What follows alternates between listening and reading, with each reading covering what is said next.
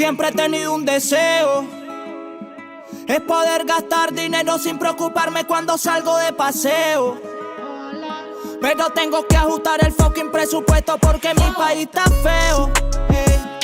Infelicidades en mi vida y tragedia desde niño es lo que veo. Si tener mala suerte fuera un deporte, entonces yo ya tuviera el trofeo.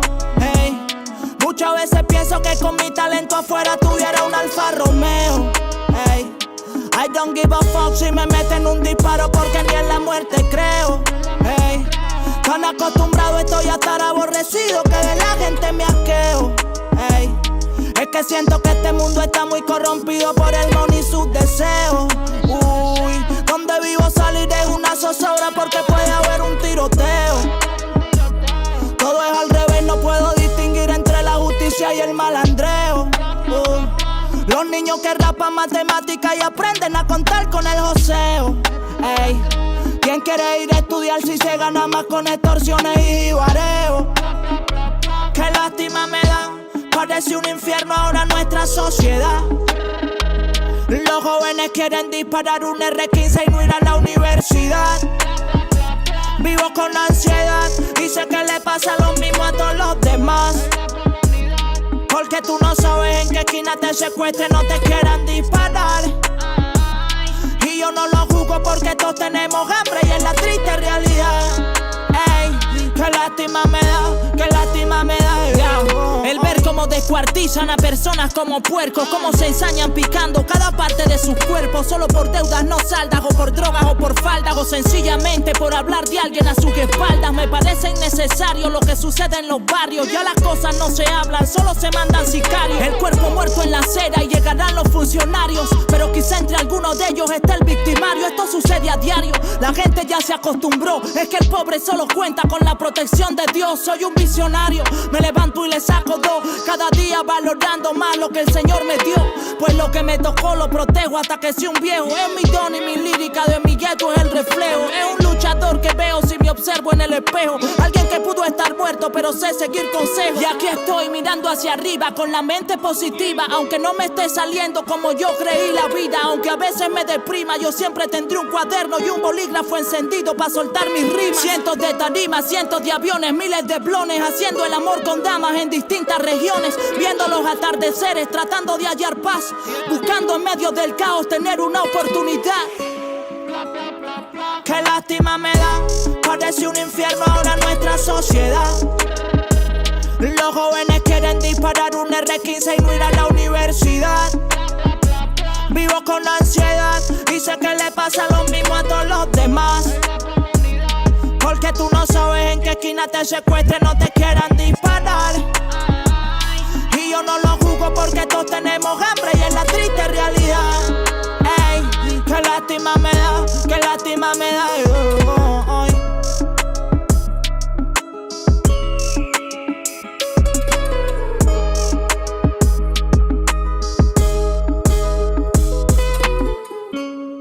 ¿Cuáles son las principales causas que te llevaron a vos a tomar la decisión de migrar de tu país? La zozobra gubernamental, ya que a través de eso hubo mucha escasez de alimentos, no se conseguían los recursos de primera necesidad, no sé, o sea, ya no había, como por así decirlo, una calidad de vida, ¿me entiendes? Y entonces ya a través de eso, ya uno empieza no a pensar en el lugar de donde vino, en los recuerdos, sino en el estómago, vamos a decirlo por así, así. O sea, en que tienes que estar ahora comiendo y ya terminando de comer y pensar en qué vas a comer en la siguiente comida.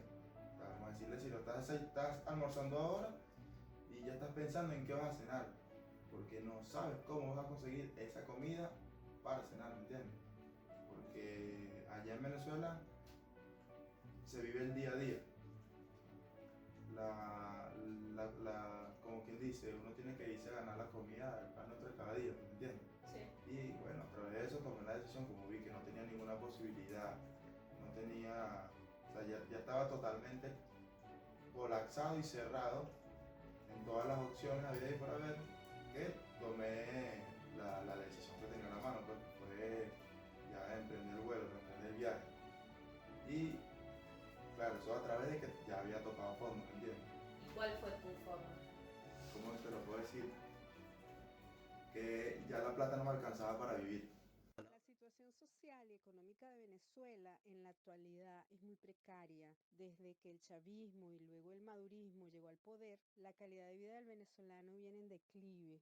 En los primeros años de mandato de Chávez, el barril pasó de $9 a $145 el barril aproximadamente. Es decir, entró al país la cantidad de dinero más grande jamás vista, inclusive más que Arabia Saudita, pues Venezuela es el país con la mayor reserva de petróleo del mundo, ¿no? Sin embargo, cada vez el venezolano es más pobre debido a la política económica que por más de 20 años ha implementado el mal llamado socialismo del siglo XXI, que no es más que una copia del comunismo impuesto en Cuba por más de 60 años, a diferencia que en Venezuela, pues, la renta petrolera ha permitido comprar conciencia, ¿no? Y adhesiones de otros países. Además de esto, pues muchas personas se llegan a preguntar cómo Chávez llegó al poder. Y por otro lado, pues su sucesor Maduro, cómo ha podido estar tanto tiempo en el poder. Miren cómo un día como hoy se producía un hecho que es fundamental para la historia de Venezuela y para nuestros pueblos en Latinoamérica. El comandante Chávez justamente rompía con 40 años de bipartidismo. Así se dieron los hechos. Venezuela, por muchos años antes de que llegara Chávez al poder, tenía un bipartidismo muy marcado que tenía muchos años gobernando, ¿no? Y por supuesto esta élite con muchos privilegios y había como un desgaste, una caída de la imagen de ambos partidos y el pueblo veía y sentía, ¿no? Que los ingresos por el petróleo no le llegaban de la forma deseada. Si bien no se compara el estilo de vida del venezolano antes de la llegada de Chávez a lo que actualmente se vive en el pueblo de Venezuela, pues había pobreza, había descontento, algunas medidas no eran suficientes para satisfacer al pueblo. Y bien, llegó Chávez con un discurso muy atractivo, un discurso en contra de las élites. Eso de alguna manera envolvió y encantó al pueblo de Venezuela. Mucha gente votó por él, inclusive mucha gente de otros partidos políticos se unió a su proyecto. Y Chávez comenzó a implementar medidas que eran innovadoras en ese momento para el pueblo de Venezuela. Comandante, déjeme hablarle sobre el miedo que usted genera en muchísimas personas. En el exterior hay gente que le tiene miedo. Usted sabe eso, ¿no? No sé por qué. Bueno, primero, dicen que no es demócrata. ¿Usted está dispuesto a entregar el poder después de 5 años? Claro que estoy dispuesto a entregarlo, no solamente después de 5 años, yo he dicho que incluso antes, porque nosotros vamos a proponer aquí una reforma constitucional, una transformación del sistema político para tener una democracia verdadera, mucho más auténtica. Si, por ejemplo, yo a los 2 años resulta que soy un fiasco, un fracaso, o cometo un delito, un hecho de corrupción o algo que justifique mi salida del poder antes de los 5 años, yo estaría dispuesto a hacerlo. El único referente que el venezolano tenía del comunismo, por lo menos de este lado del mundo, era una islita por allá arriba llamada Cuba, donde gobernaba un señor llamado Fidel Castro, pero no, Venezuela nunca había tenido una situación ni siquiera parecida a la que tiene hoy en día. Si bien en Venezuela hubo dictaduras, la última dictadura que hubo fue la de Pérez Jiménez, un militar de derecha que duró aproximadamente 8 años en el poder, entre el 52 y el 58. Era la última referencia que tenía el pueblo de Venezuela sobre una dictadura. Estas nuevas generaciones, pues, habían vivido todos estos años en democracia y desconocía totalmente lo que era una dictadura pura y dura, ¿no? De comunismo. Chávez puso un cepo sobre el dólar, comenzaron a irse las empresas, comenzó a irse los talentos del país y eso fue el principio del fin. Por supuesto, Chávez no contaba con que se iba a enfermar e iba a fallecer y pues lo sustituye Maduro. Y también la gente se pregunta por qué Maduro ya tiene tanto tiempo en el poder teniendo a Venezuela en las condiciones en que lo tiene. El caso de Venezuela es un caso bastante complejo. En primer lugar, mucha gente no sabe que Maduro, su actividad política la inició en Cuba. Si bien su nacionalidad es de dudosa procedencia, porque se dice que Maduro nació en Colombia, él por muchos años se formó en los cuadros cubanos. El partido cubano estuvo aproximadamente 10 años en Cuba. Recibimos la información más dura y trágica que podamos transmitir a nuestro pueblo. A las 4:25 de la tarde de hoy, 5 de marzo, ha fallecido el comandante presidente Hugo Chávez Frías.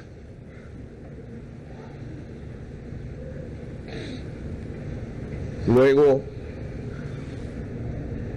de batallar duramente con una enfermedad durante casi 2 años,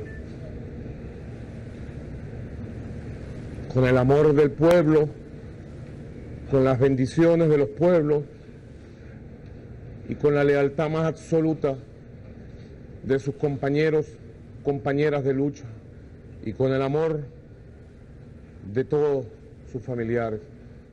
En este dolor inmenso de esta tragedia histórica que hoy toca a nuestra patria, nosotros llamamos a todos los compatriotas, hombres, mujeres de todas las edades, a ser los vigilantes de la paz, del respeto, del amor, de la tranquilidad de esta patria. Y nosotros, sus compañeros civiles y militares, asumimos, comandante Hugo Chávez, su herencia, sus retos, su proyecto, junto al el acompañamiento y el apoyo de todo el pueblo. Sus banderas serán levantadas con honor y con dignidad. Comandante, donde esté usted, gracias, 1000 veces gracias por parte de este pueblo que usted protegió, que usted amó y que nunca le falló a usted.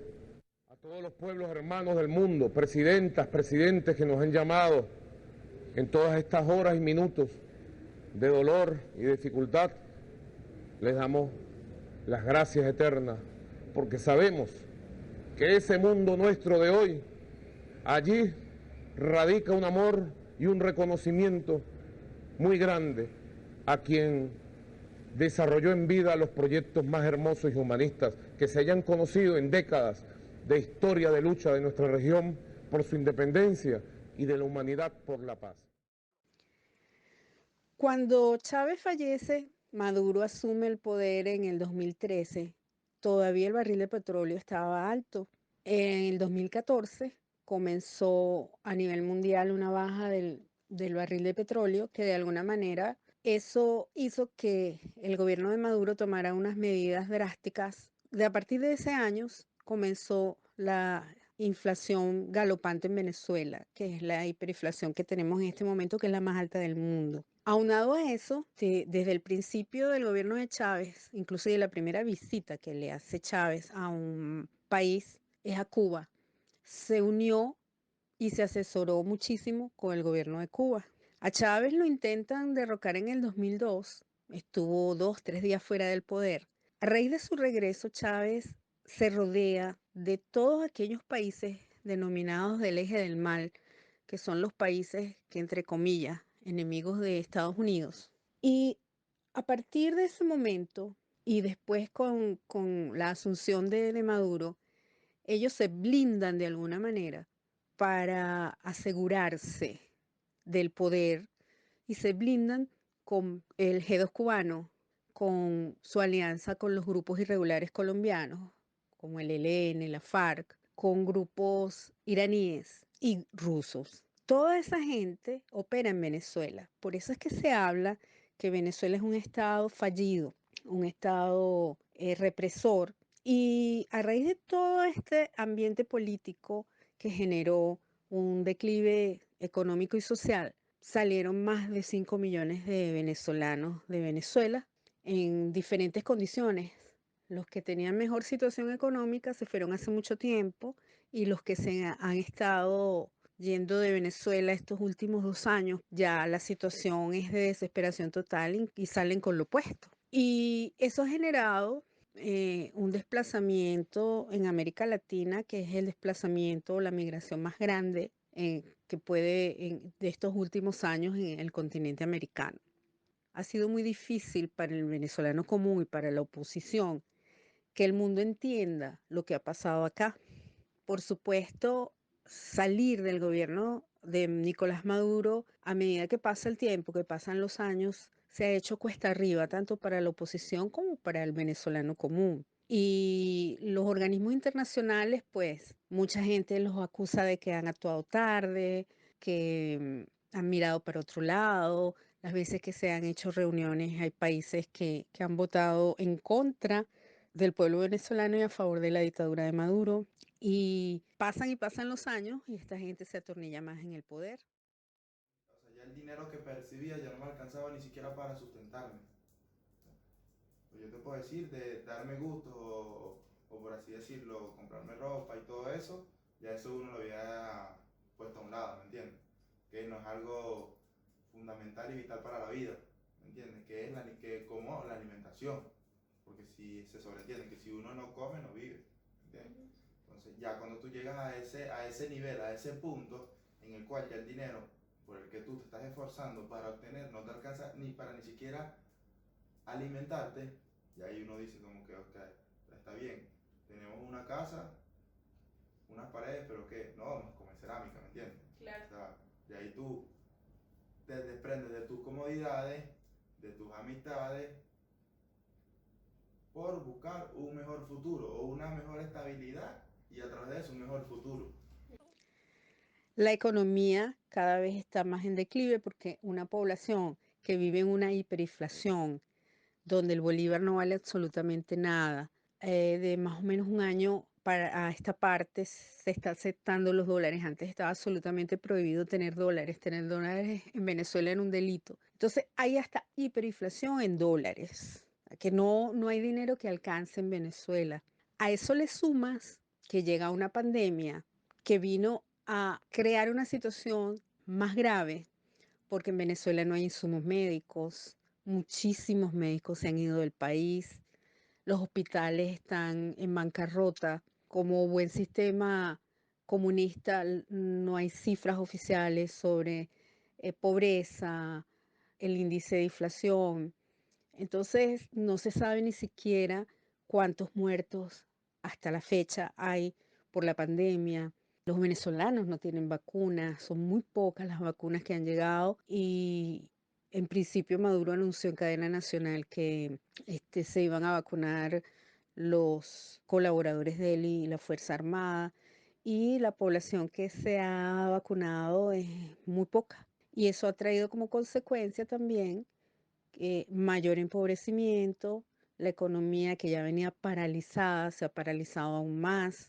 Todos sabemos que esta pandemia ha afectado a todos los países, pero ya que Venezuela venía con una economía en decadencia, pues obviamente que la pandemia vino para crear un panorama más desastroso. Y bueno, han pasado los años, se ha reunido la ONU, se ha reunido la OEA y la situación es cada vez peor para el venezolano de a pie. Por otro lado, en el conflicto con Venezuela se ha metido Vladimir Putin, China, anteriormente con países como Irán, y entonces eso ha hecho también que países democráticos, y en este caso Estados Unidos, se le haga cuesta arriba una intervención militar en Venezuela, porque ha habido amenazas de lado y lado. Y para Estados Unidos ha sido muy difícil tomar una determinación porque sabe que la comunidad internacional está dividida. Mientras más pasa el tiempo y mientras más tiempo Maduro está en el poder, más difícil es para los venezolanos sobrevivir dentro del país. Esta mañana las fuerzas del gobierno de Nicolás Maduro mataron a más de 2.000 personas entre enero y agosto de este año. Eso es parte de la actualización que ha entregado esta mañana la expresidenta Michelle Bachelet en el marco ahí desde Ginebra. Actualmente, y después del informe de Michelle Bachelet sobre la violación de derechos humanos en Venezuela, que fue contundente, la Comisión o la Corte Penal Internacional aceptó el caso Venezuela. Muchísimas personas han documentado las diferentes violaciones de los derechos humanos que se han hecho allí. Y bueno, en estos últimos tiempos lo que se espera es que el nuevo presidente de la Corte se expida a favor del pueblo venezolano, y qué es lo que anhela el pueblo venezolano y todos los demócratas del mundo: que realmente se haga justicia y que a Maduro se le extienda una orden de detención y que se le juzgue por violación de los derechos humanos. Pero todavía estamos un poco lejos de eso. Otro aspecto que ha sido muy peligroso y que el continente americano y europeo no lo entendió en su momento es que la chequera de los petrodólares venezolanos ha caminado por América Latina y otros países. Es decir, que Chávez quiso, y por supuesto Maduro ahora, expandir la revolución bolivariana. Cuando Maduro en cadena nacional amenaza que a algunos de estos países va a llegar la brisita venezolana, lo que quiere decir es que ellos van a hacer todo lo posible por intervenir en esos países. Lo que pasó en Chile, lo que pasó en Colombia, lo que está pasando en Perú, el retorno de Evo en Bolivia, tiene como consecuencia que en su momento muchos países no reaccionaron positivamente a favor del pueblo venezolano, y simplemente son los parámetros que se han puesto en el foro de Sao Paulo y en el de Puebla, que ellos a sangre y fuego quieren expandir el socialismo del siglo XXI en América Latina, porque así se mantienen en el poder, se respaldan y ellos anhelan un cambio geopolítico a favor de ellos nuevamente en este lado del mundo, y por supuesto, si pudieran, en otros países fuera del continente americano. Y es preocupante, y ojalá estos países entiendan el peligro que representa una implementación del comunismo en toda América Latina.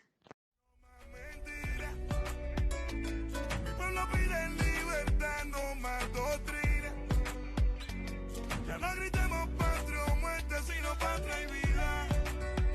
Y empezar a construir lo que soñamos, lo que destruyeron con sus manos. Yo compré un puesto en bus en un terminal común. ¿Entiendes? Como decirte que yo vaya acá al terminal de Retiro. Sí. Yo voy al terminal de Retiro y quiero empezar a salir a Santa Fe, un ejemplo, o a la frontera, no sé cuál es la frontera con Brasil, o ponte a Jujuy, que es la frontera con Bolivia. Quiero salir quiero salir de Argentina, de aquí ya frontera, ¿me entiendes? Entonces, ¿qué hice yo? Compré un pasaje para movilizarme hasta la frontera de Venezuela con Colombia, ¿me entiendes? Porque una línea como tal, en la cual ya tenía todos los pasajes comprados y programados con ciertas personas que organizaban toda ¿cómo te lo puedo explicar? La cronología hasta llegar al país destino, era más costoso. O sea, te puedo decir que si yo salí de Venezuela y llegué a Perú con $200, un pasaje de eso costaba $600, $500, ¿entiendes? Era mucho más dinero, en lo cual no se tiene. Entonces, ¿qué pasa? Yo compro un pasaje en bolívares para el terminal de Venezuela con Colombia, ¿entiendes? La frontera.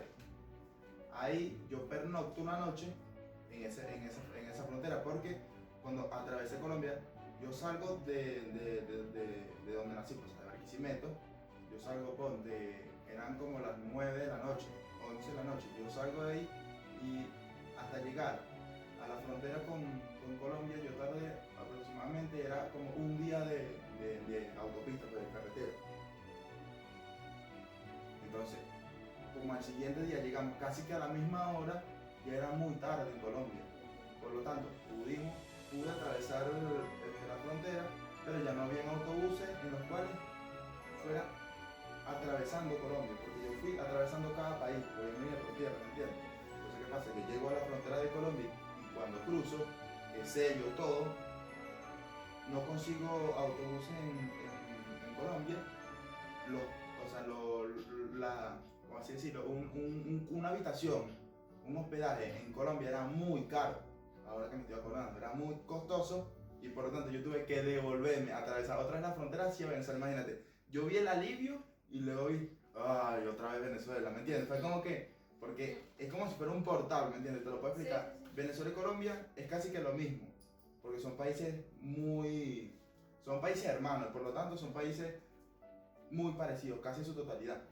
Entonces, ¿qué pasa? Es un país, Colombia es un país que se sobreentiende que se ha desarrollado más y Venezuela es un país que se quedó en el tiempo, ¿entiendes? Entonces, tú ves, apenas sale de Venezuela, tú ves el cambio total y radical en economía, en infraestructura, en todo, ¿me entiendes? En tranquilidad, en autopista, o sea, es un país que se le ha invertido más, ¿entiendes? En lo cual Venezuela es un país que se ha estancado en el tiempo, porque no se le ha invertido nada más, se la ha destruido, ¿entiendes? Como que lo contrario, lo inverso, ¿entiendes? Entonces, yo siento el alivio, me devuelvo otra vez a Venezuela y como que, nada.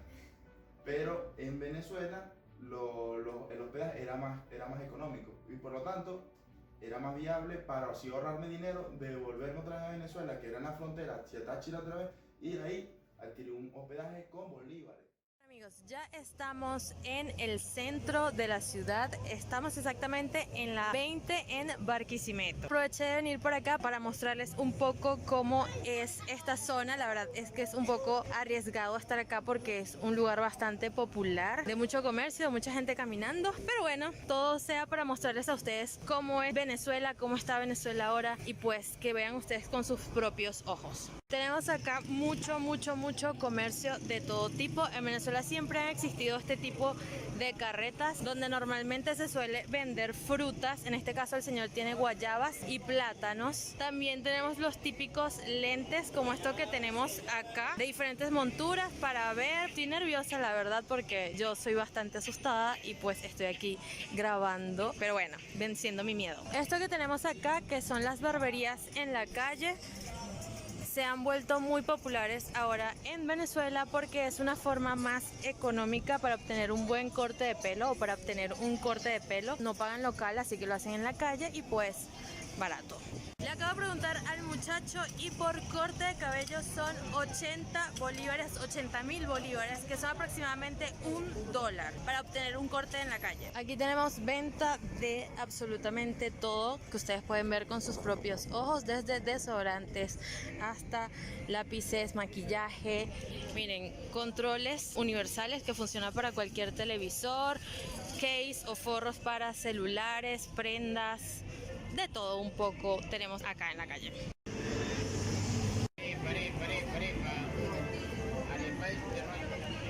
Como pueden ver, hay locales comerciales así donde está evidentemente todo y afuera siempre suele haber muchísimo buhonero, mucha venta informal y pues Venezuela siempre se va a caracterizar por esto porque la verdad es que puede haber bastante desorden en la calle, suele ser así, por lo menos esta zona del centro de Barquisimeto es muchísima gente caminando, muchos autos, muchos coches, muchas motos, venta en la calle de todo tipo, barquillas, lo que sea que ustedes se puedan imaginar. Si hay punto, cuando dicen que si hay punto quieren decir que si tienen este aparato en donde pasan la tarjeta del banco y ya les voy a decir un punto importante sobre eso. En Venezuela hay tanto problema con el efectivo que los comerciantes lo que han optado por hacer es tener este aparato de punto de venta que es para pasar la tarjeta y sucede muchísimo que pueden ver a una persona que simplemente tenga un puesto bastante humilde, que tenga simplemente plátanos o que tenga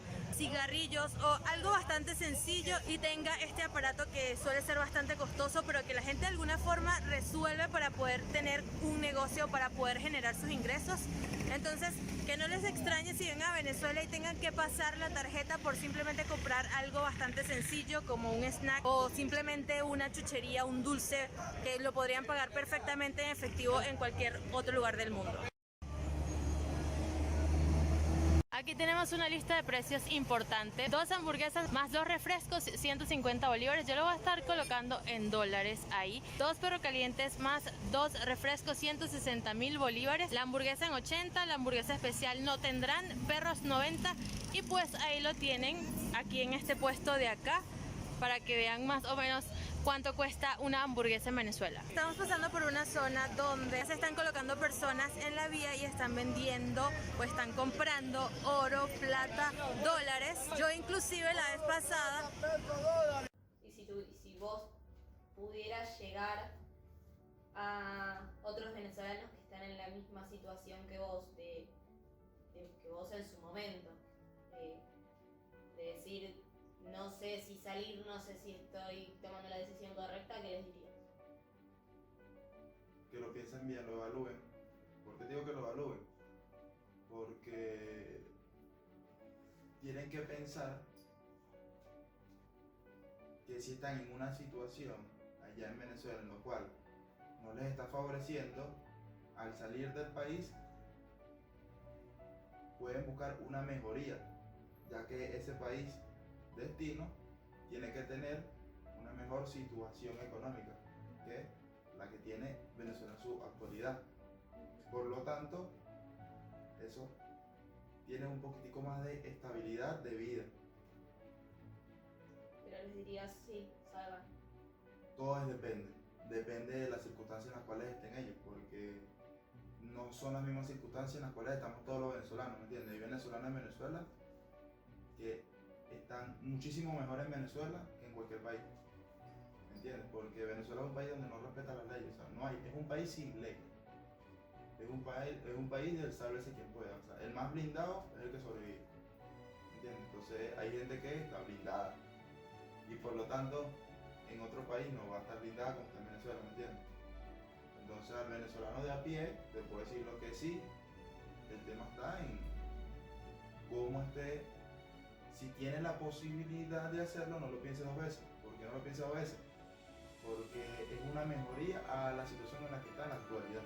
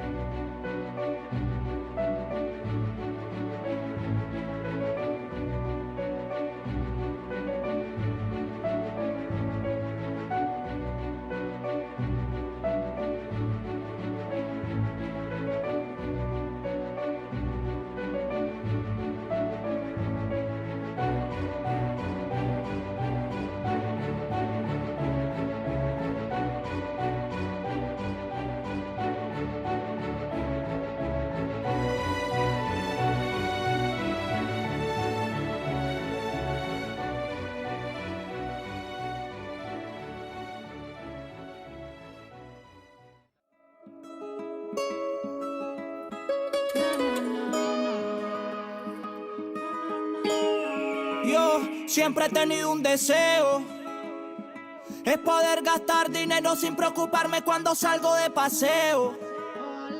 Pero tengo que ajustar el fucking presupuesto porque mi país está feo. Infelicidades en mi vida y tragedias desde niño es lo que veo.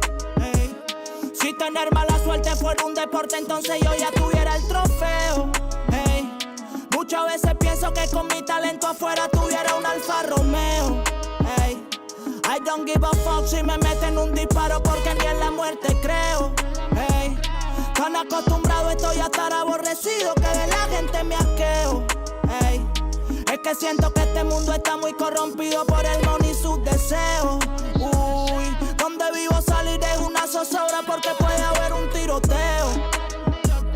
Todo es al revés, no puedo distinguir entre la justicia y el malandreo. Los niños que rapan matemáticas y aprenden a contar con el joseo. Ey, ¿quién quiere ir a estudiar si se gana más con extorsiones y jibareo? Qué lástima me da, parece un infierno ahora nuestra sociedad. Los jóvenes quieren disparar un R15 y no ir a la universidad. Vivo con ansiedad y sé que le pasa lo mismo a todos los demás. Porque tú no sabes en qué esquina te secuestren, no te quieran disparar.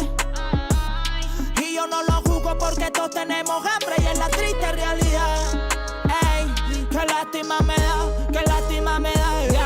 El ver cómo descuartizan a personas como puercos, cómo se ensañan picando cada parte de sus cuerpos, solo por deudas no saldas, o por drogas o por faldas, o sencillamente por hablar de alguien a sus espaldas. Me parece innecesario lo que sucede en los barrios, ya las cosas no se hablan, solo se mandan sicarios. El cuerpo muerto en la acera y llegarán los funcionarios, pero quizá entre algunos de ellos esté el victimario. Esto sucede a diario, la gente ya se acostumbró, es que el pobre solo cuenta con la protección de Dios. Soy un visionario, me levanto y le saco dos, cada día valorando más lo que el Señor me dio, pues lo que me tocó lo protejo hasta que sea un viejo. Es mi don y mi lírica de mi gueto es el reflejo. Es un luchador que veo si me observo en el espejo, alguien que pudo estar muerto pero sé seguir consejos. Y aquí estoy mirando hacia arriba con la mente positiva, aunque no me esté saliendo como yo creí la vida. Aunque a veces me deprima, yo siempre tendré un cuaderno y un bolígrafo encendido para soltar mis rimas. Cientos de tarimas, cientos de aviones, miles de blones, haciendo el amor con damas en distintas regiones, viendo los atardeceres, tratando de hallar paz, buscando en medio del caos tener una oportunidad. Qué lástima me da, parece un infierno ahora nuestra sociedad. Los jóvenes quieren disparar un R15 y no ir a la universidad. Vivo con ansiedad y sé que le pasa lo mismo a todos los demás. Porque tú no sabes en qué esquina te secuestren, no te quieran disparar. Y yo no lo juzgo porque todos tenemos hambre y es la triste realidad. Ey, qué lástima me da, qué lástima me da.